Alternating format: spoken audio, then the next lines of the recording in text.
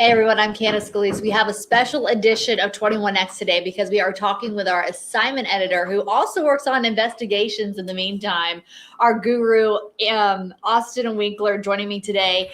And Austin, you are investigating and taking a closer look when it comes to people's farmland, the government, and boundaries. So give us a quick rundown of what's happening in Lancaster right now. Yeah, Candace. So it started about 30 years ago when they first developed these things called growth boundaries. And essentially what that says is municipalities in the county are basically setting up these boundaries for commercial developers to be like, hey, we want you guys to develop here. We don't want you to go outside of here if you can. So we would prefer if you just worked here. And the main issue that's been coming up this year is they look over those and review them every 10 years. This year, that deadline is coming up, and a lot of municipalities usually would only do 10 to 20 acres, maybe 100 or 200. Now there's a lot of municipalities that are going for 800 to 900, and in some cases over 1,000 acres. Wow. And so what are we looking at here with all these maps and folks gathered together?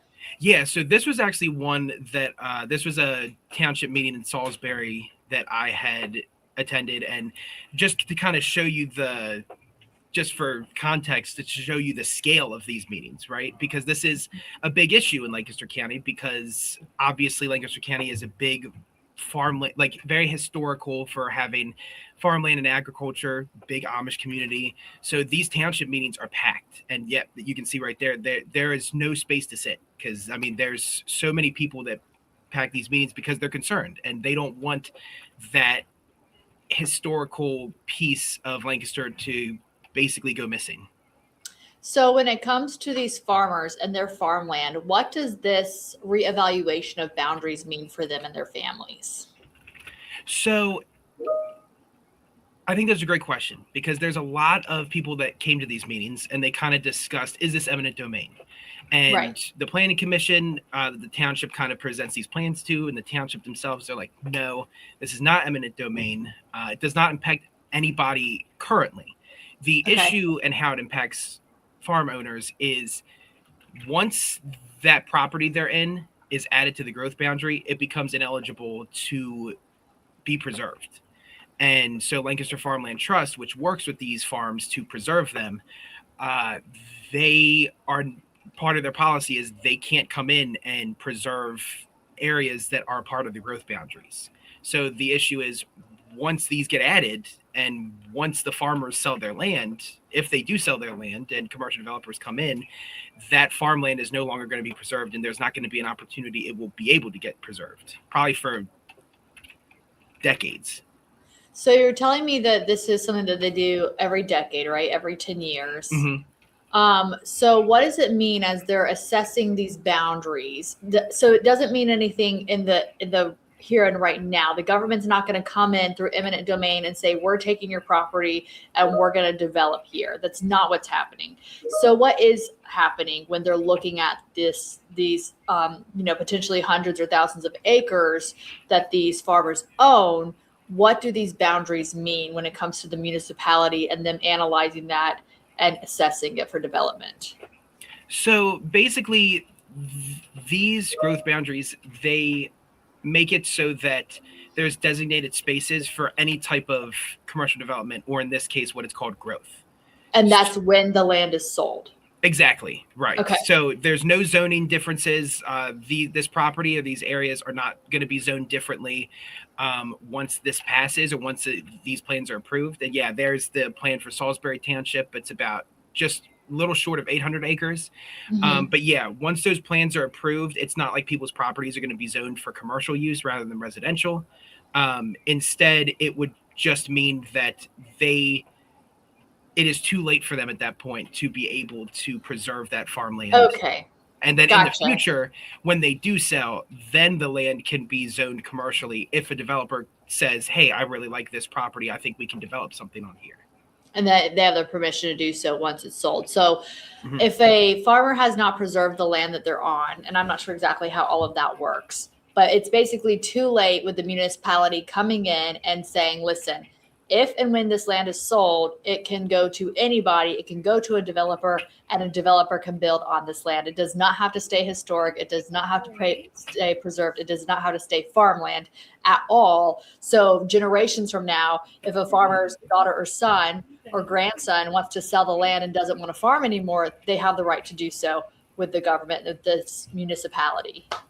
Yeah, and I think that's a great example you bring up too, of like a generation. Like, let's say there's a generational farmer and their son or grandson might come back after years of having not been involved with the farm and be like, maybe I want to take this over. And in that case, if the land was already sold to somebody else, then they couldn't just like purchase it again for farmland. It's a difficult situation to be in because like I mentioned, you can't really, it's too late now. You can't preserve that farmland that's in the growth areas because there's just, it's the process doesn't allow for it as it stands right now. Yeah. For everyone who's attending this meeting, I'm looking at all the maps. It looks like some people are obviously concerned. Was the main concern about eminent domain, about the government coming in and just taking property from owners, or what was some of the concern, which we know is not happening, but what were some of the main concerns from folks who are currently farming their land? Yeah, and I think that's a great point. A lot of the people in this township meeting were concerned about eminent domain, and I think one of the supervisors I spoke with that was just in that video there, that was what he said was the biggest success of the meeting. Was he felt like there's a lot of misinformation kind of going around because it is difficult to get this out there because it's very complicated, it's very complex. Right. So his major goal was to educate people at these meetings and be able to give them a comprehensive list of everything that's going on with this growth boundary and these changes, so that way they can properly be opposed to it or be for it. But that was probably one of the biggest concerns people had was, is this eminent domain? Do you know why this growth boundary, it's not a law, but do you know why this was created 3 decades ago? Why it even came into play? So originally it was proposed 30 years ago. And I think the overall goal of it was more so to keep that balance, right? It was yes, there's a lot of farmland here, but also with any area, there's going to be population increases potentially. So the growth boundaries was kind of an answer to, if those populations grow and increase, how are we going to have substantial amounts of residential areas? Because this isn't just, when I say commercial, this doesn't just mean businesses. This can mean residential areas. This could mean shops or restaurants or anything like that. Right. So, as the population grows, how do we accommodate that? Exactly. And there's an argument that preservationists are making of, well, how do you know that there's going to be this substantial amount of growth that is going to be needed? And the main argument is the preservationists don't think that these townships are doing enough research to really look at how high is the population going to increase? Is it really going to increase enough that we're going to need this amount of land allotted for that? Right. Very interesting, because it's very forward thinking, since it's not anything that's happening right now, as far as, unless somebody is selling their property at this moment, it's not going to touch them. But it is a concern for the future generations about how it's going to impact their land and their family. So really fascinating to attend these meetings and see, the discussion part, the education part, and then how it's going to impact everyone down the road and people who might want to move there, right? And set up their business. So anything I didn't ask you that you want to add as you've been looking into this? No, I think overall, I think you brought up the good point of kind of the farmer or the owner of the property doesn't have to sell their land right now. They don't really ever have to if they don't want to. It kind of made me laugh because somebody at the meeting that I had been to brought up the point. They just said, what if, we're a very heavy Amish country here. What if we just all decide not to sell our land? And the supervisor is like, you guys can do that. And essentially they can, the Amish do persevere when it comes to being able to hold out land like that. I think, like, hypothetically, if they're able to hold out the land and not sell for 10 years, then they might be looking back at this plan and taking away that area from the growth boundaries, and then Right. it could just be back to what it is before this all happened.